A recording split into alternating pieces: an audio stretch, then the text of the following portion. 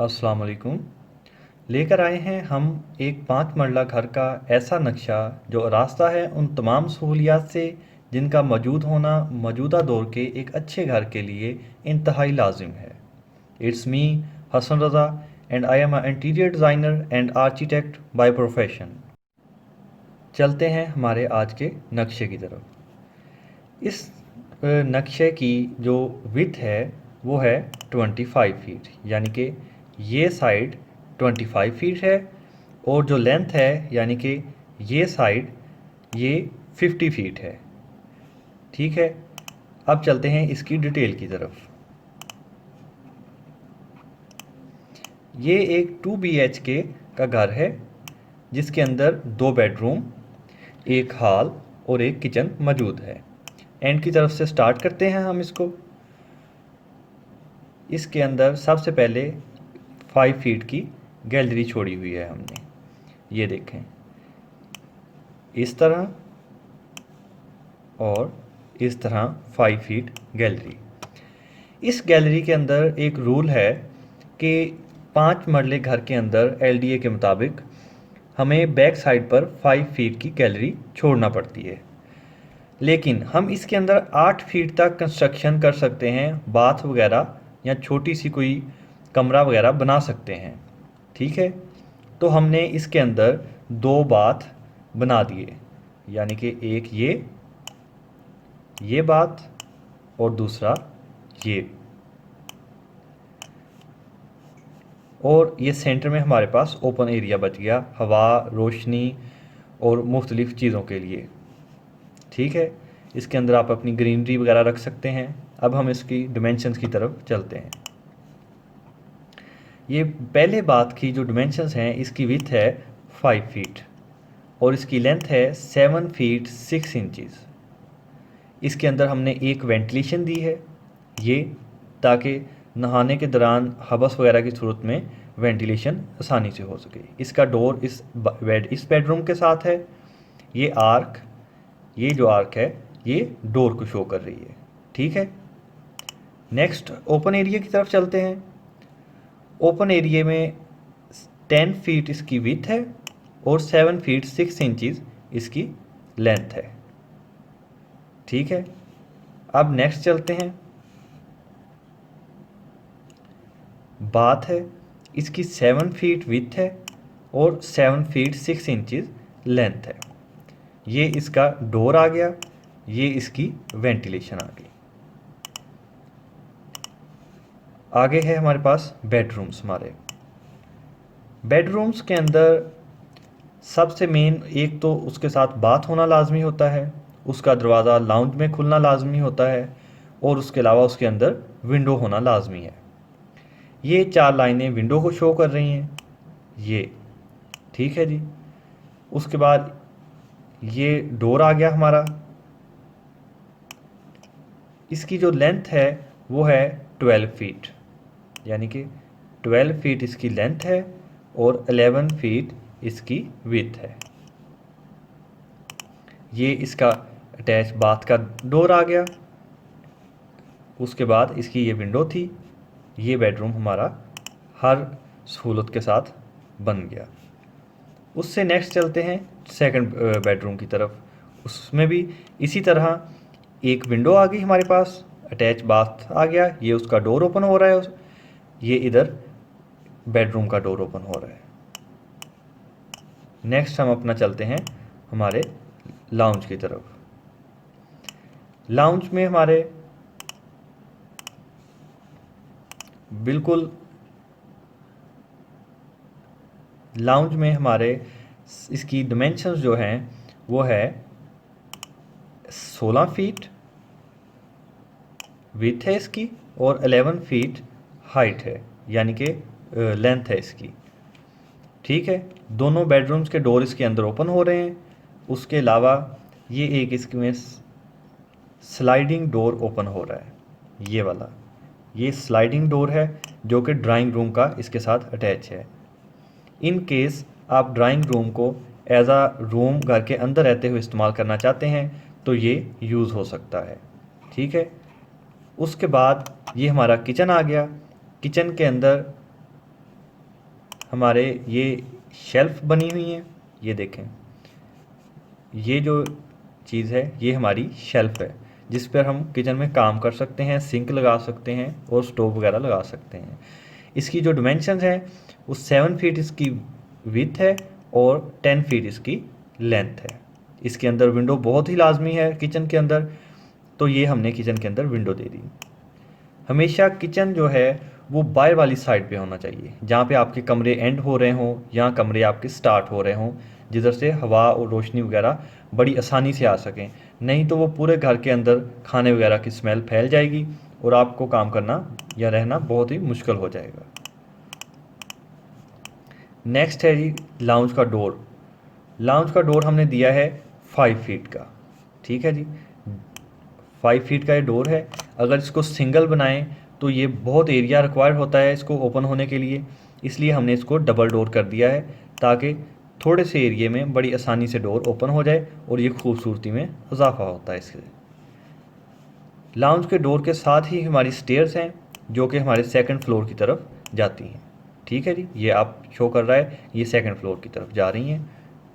उससे नेक्स्ट ये चीज़, ये डॉटेड लाइंस शो कर रही हैं कि मतलब अब जो एक नॉर्मल ह्यूमन की हाइट है उससे ये जो हमारी स्टेयर्स हैं वो क्रॉस कर गई हैं, यानी कि 7 फीट से अबव हैं। ये मतलब इनके नीचे हम चल सकते हैं, कोई भी मतलब काम कर सकते हैं। तो हमने इनके नीचे कार पोर्च बना दिया है। ये एरिया हमारा कार पोर्च है, ये देखें ये हमारा कार पोर्च आ गया। कार पोर्च की जो विड्थ है वो 10 फीट है और जो इसकी लेंथ है वो 10 फीट और 15 इंचज़ है। सॉरी,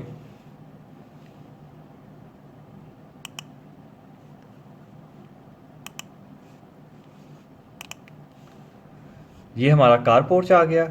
इसकी विड्थ है 10 फीट और इसकी लेंथ है 15 फीट, जो कि एक नॉर्मल, बल्कि इसके अंदर एसयूवी तक भी हम खड़ी कर सकते हैं। ये हमारा ड्राइंग रूम था। ये ड्राइंग रूम का डोर आ गया कार पोर्च के अंदर, क्योंकि हमेशा ड्राइंग रूम बाहर के मेहमानों के लिए इस्तेमाल किया जाता है, तो वो लान से नहीं दे सकते हम, इसलिए बाहर कार पोर्च में देना लाजमी होता है, ठीक है। ये ड्राइंग रूम आ गया हमारा। इस जगह पर ड्राइंग रूम की विंडो आ गई हमारी। ये उसके साथ एक छोटा बाथ आ गया, इसको पाउडर रूम भी हम बोलते हैं। ये उसकी वेंटिलेशन आ गई। ये हमारा पाउडर रूम आ गया।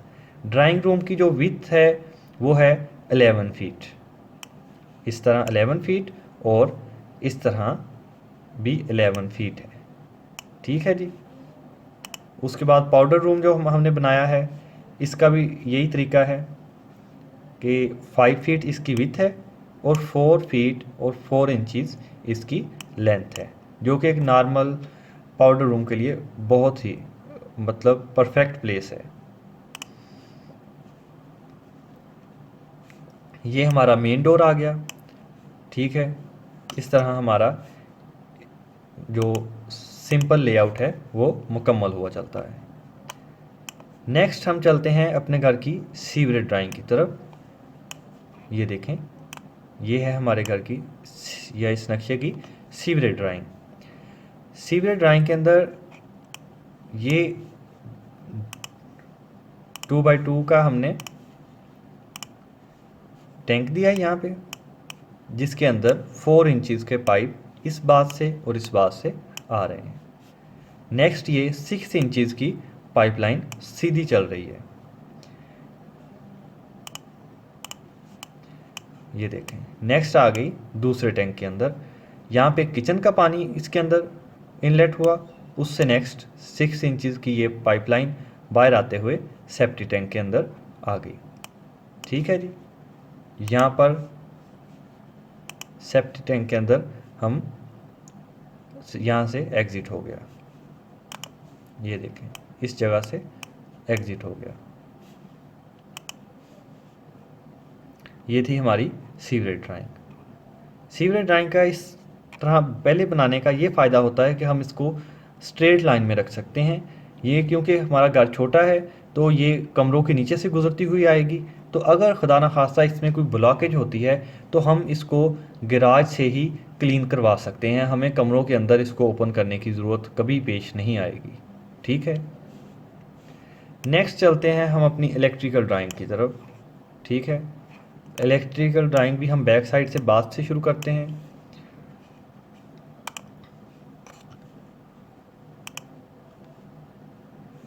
ये जी हमारे बाथ आ गया, इसके अंदर एक जिसको हम आजकल यूपीएस का पॉइंट बोलते हैं, ये उसका पॉइंट आ गया। ये हमारी सीलिंग लाइट आ गई और ये हमारा बटन बोर्ड आ गया। इसी तरह दूसरे बाथ में भी एक सीलिंग लाइट जो कि वापटा पे वर्क करेगी, एक यूपीएस लाइट जो कि एमरजेंसी लाइट भी जिसको बोलते हैं हम, और ये स्विच बटन आ गया। नेक्स्ट चलते हैं बेडरूम की तरफ। बेडरूम के अंदर सबसे इम्पोर्टेंट फ़ैन, ये सेंटर में हमारा फ़ैन आ गया, 4 ये सीलिंग लाइट्स आ गई और एक एमरजेंसी लाइट और बटन्स। इसी तरह second bedroom, emergency light, ceiling lights और सेंटर में हमारा सीलिंग फैन। नेक्स्ट चलते हैं हमारे लाउंज और किचन की तरफ। लाउंज के अंदर ये देखें 4 सीलिंग लाइट्स। ये सीलिंग लाइट्स पहले से अगर लगाई हों तो खूबसूरती के अंदर बहुत ही इजाफा करती हैं। ये हमारा सीलिंग फैन आ गया। ये हमारी एमरजेंसी लाइट को हमने हर जगह जहाँ भी ज़रूरत है वहाँ रखा है, ताकि इन केस वापटा लाइट नहीं है तो आप बड़ी आसानी से घर के अंदर रात के वक्त या अंधेरे के टाइम गुजर सकते हैं। ये हमारा किचन आ गया। किचन के अंदर ये हमारा सीलिंग फैन आ गया, ये बटन बोर्ड आ गया और ये एक एमरजेंसी लाइट आ गई और इन जगहों पर इसकी सीलिंग लाइट्स आ जाएंगी।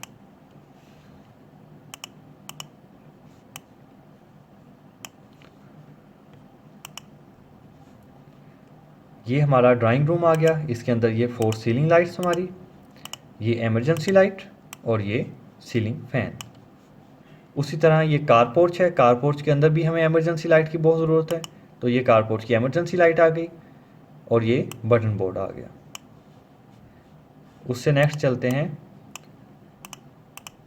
बाथ की तरफ, पाउडर रूम। पाउडर रूम में एक हमें सीलिंग लाइट चाहिए और एक एमरजेंसी लाइट। इस तरह हमारी इलेक्ट्रिकल ड्राइंग्स जो है वो मुकम्मल होती है। अब चलते हैं हम अपनी लास्ट ड्राइंग की तरफ जिसको इंटीरियर बोलते हैं। इंटीरियर भी हम बाथ बैक साइड से शुरू करते हैं। ओपन एरिया, ओपन एरिया के अंदर हम अपने प्लांट्स वगैरह रख सकते हैं, पौधे। इस जगह पर गमलों के अंदर पौधे बहुत ही खूबसूरती का में इजाफा करते हैं।